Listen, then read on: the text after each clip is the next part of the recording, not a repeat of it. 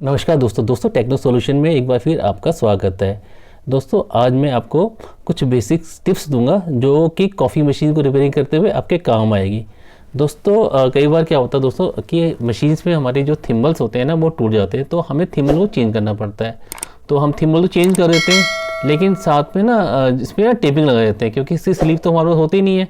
लेकिन कुछ समय बाद गर्मी की वजह से, आपको पता है मशीन में गर्मी होती है, हीट होती है बॉयलर टैंक की वजह से, तो जो टेपिंग हमारी निकल जाती है, तो फिर ना इसको शॉर्ट होने के चांसेस बढ़ जाते हैं। तो दोस्तों ना इसका एक अच्छा तरीका है, देखिए आप ये देखेंगे दोस्तों ना, ये ना हीट सिंक स्लीव होती है, ठीक है।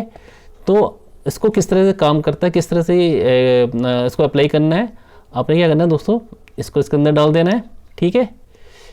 इसके अंदर डालने के बाद दोस्तों ना इसमें ना हीट सिंक है, तो उसमें ना हीट अप्लाई करते हैं हम।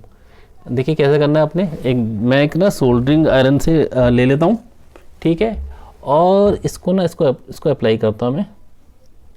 ये देखिए ये ना जो स्लीव है ये बिल्कुल मेल्ट नहीं होती, ठीक है। लेकिन ये क्या करती है, जो आपका थिम्बल होगा ना, इस थिम्बल में चिपक जाएगा बिल्कुल। ये देखिए अभी इसको यहाँ भी डाल देता हूँ मैं, ठीक है। ये इस तरह से बिल्कुल चिपक जाएगा। देखिए दोस्तों आप ये देख रहे हैं, ये ना बिल्कुल इसमें चिपक गया है। इस पर ना आप कहीं से भी आपको शॉर्ट होने के चांसेस नहीं है, ठीक है। इस तरह से आप इसको अप्लाई कर सकते हैं। एक तरीका और है दोस्तों, जैसे कि वायर्स होती है हमारी ना, जैसे ये वायर है, जैसे कि हीटर की वायर टूट जाती है हमें, ठीक है। इसमें क्या होता है कि अगर ये कहीं से टच हो जाए तो इसमें ना करंट लगने का खतरा होता है। तो उसका भी तरीका है दोस्तों, जैसे कि हमारा ये वायर है, ये टूटा हुआ है, ठीक है। इसको हम निकाल लेते हैं, छील लेते हैं यहाँ से। इसी तरह ये छीला हुआ है, इसको भी यहाँ से छील लिया। इसको हम इस तरह से कर लेते हैं, ठीक है। इसको उसके बाद दोस्तों इस पर सोल्डरिंग कर दीजिएगा आप। जैसे इस पर सोल्डरिंग कर दी हमने, सोल्डरिंग जरूर करना है दोस्तों अपने यहाँ पे, ताकि ये जोड़ ना निकले ना। सोल्डरिंग करने के बाद आपने क्या करना है दोस्तों, फिर वही आपने हीट सिंक लेना है, ठीक है।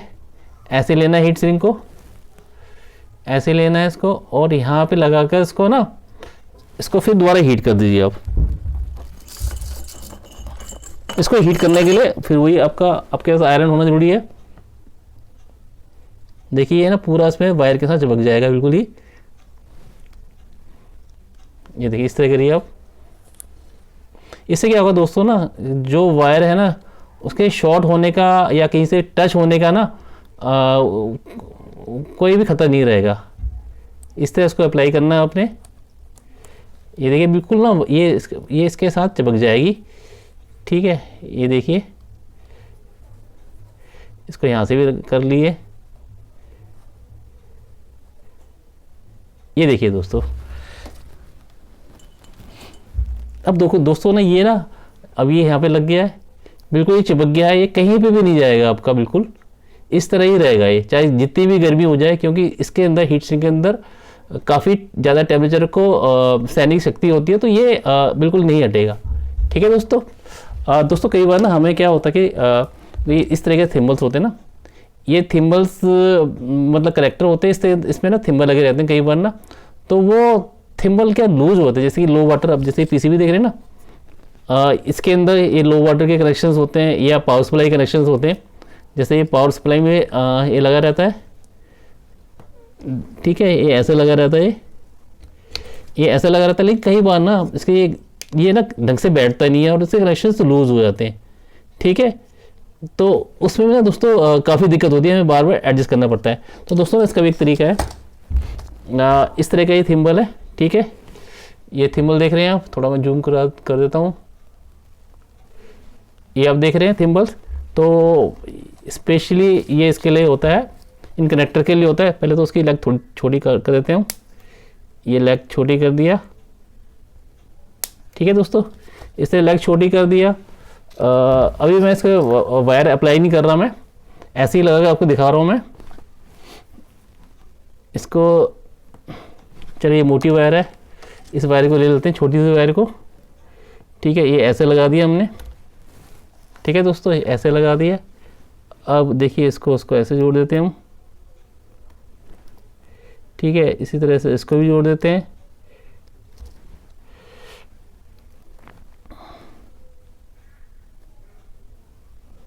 ठीक है, इस तरह से इसको कनेक्ट कर देते हैं।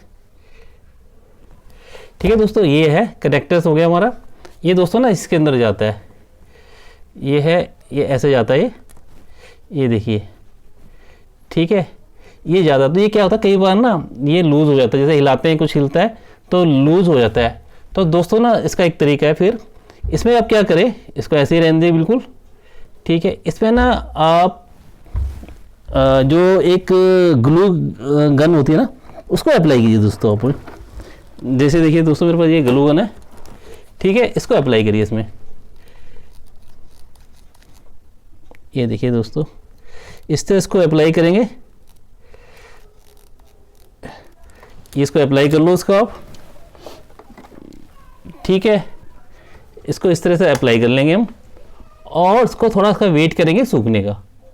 दोस्तों ये ग्लू गन ना बहुत काम है कई जगह कनेक्टर में, जैसे कि इसमें सेंसर होते हैं लेवल सेंसर के, थोड़ा सा भी यहाँ से लूज कर जाएगा ना तो ये बिल्कुल काम नहीं करेगा। ये पावर सप्लाई से कभी कनेक्शन हट जाएगा तो मशीन आपकी डेड हो जाएगी।